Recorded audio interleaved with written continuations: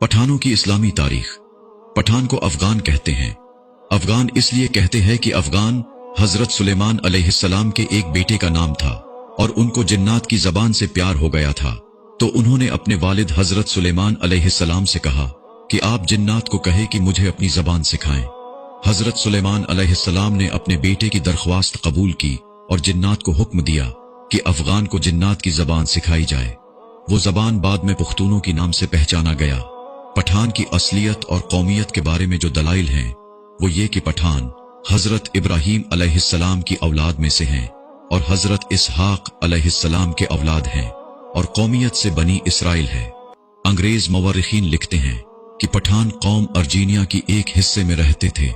अर्जीनिया के लोगों का दावा है कि अफगान या पठान अर्जीनिया यानी हम में से हैं, क्योंकि अल्बानिया के अफगान जो के बाद में अफगान बना अर्जीनिया से हिंदुस्तान की तरफ चल पड़े। एक और मुवर्रिखीन लिखते हैं कि इसराइल कबाइल बहुत तकालीफ और मुसीबतों के बाद अफगानिस्तान में आबाद हो गए। जब नबी करीम सल्लल्लाहु अलैहि वसल्लम ने इस्लाम की तबलीग शुरू की और लोग जोक दरजोक इस्लाम में दाखिल होने लगे, तो उस वक्त पठान कौम का सरदार जिसका नाम कैस अब्दुर रशीद था, अपने पूरे खानदान के साथ हजरत मोहम्मद सल्लल्लाहु अलैहि वसल्लम की हुजूर में हाजिर हुआ और हजरत मोहम्मद सल्लल्लाहु अलैहि वसल्लम के हाथ पर बेअत करके मुसलमान हो गए। इसलिए दुनिया भर में जहां भी पुख्तून होंगे मुसलमान होंगे। दुनिया में पुख्तून ही वाहिद कौम है जिसमें इस्लाम के बगैर कोई मजहब नहीं। अगर पुख्तून से पूछा जाए कि आप पहले मुसलमान हैं या पुख्तून, तो जवाब होगा कि मैं 5000 साल से पुख्तून हूं और 1400 साल पहले मुसलमान हूं। अफगान कौम को पठान क्यों कहा जाता है?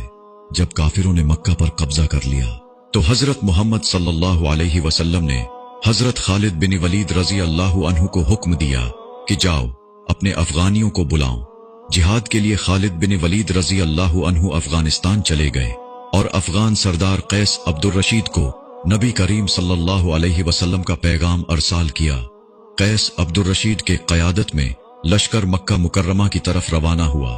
शाम को सहाबा कराम ने नबी करीम सल्लल्लाहु अलैहि वसल्लम को खुशखबरी सुनाई कि अफगानी लश्कर आते ही काफिरों का कत्ले आम शुरू कर दिया और तमाम काफिरों का खात्मा कर दिया। और मक्का मुकर्रमा यहाँ पूरा मक्का नहीं बल्कि मक्का मुकर्रमा का कुछ हिस्सा मुराद लिया है, जिस पर एक दूसरा कबीला काबिज था को अफगानियों ने फतह कर लिया। तो उसी लम्हे नबी करीम सल्लल्लाहु अलैहि वसल्लम के मुबारक जबान पर ये अल्फाज आए बतान। ये लक़ब अफगान कौम को रसूलुल्लाह सल्लल्लाहु अलैहि वसल्लम की तरफ से मिला है। बतान लफ्ज अरबी जबान के है, यानी सख्त तरीन लकड़ी, वो जो समंदरी जहाजों में लगाया जाता है, जिसे समंदरी पानी भी कमजोर नहीं कर सकता है। ये लफ्ज जब बरसगीर पहुंचा तो बतान से पठान हो गया, जैसा कि गोरी गोरी सूरी।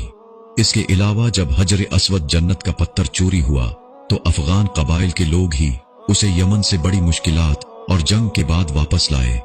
ये भी कि अहादीस के मफहूम में जिस आखिरी जंग ग़ज़वा हिंद का जिक्र है और पेशन गोई की गई है कि खुरासान से काले झंडों वाली फौज उठेगी जो हिंद को फतह करेगी, पुराने जमाने का खुरासान मौजूद दबर के अफगानिस्तान को कहा जाता है। ये भी कि पठान कौम दुनिया की सबसे जफाकश कौम है।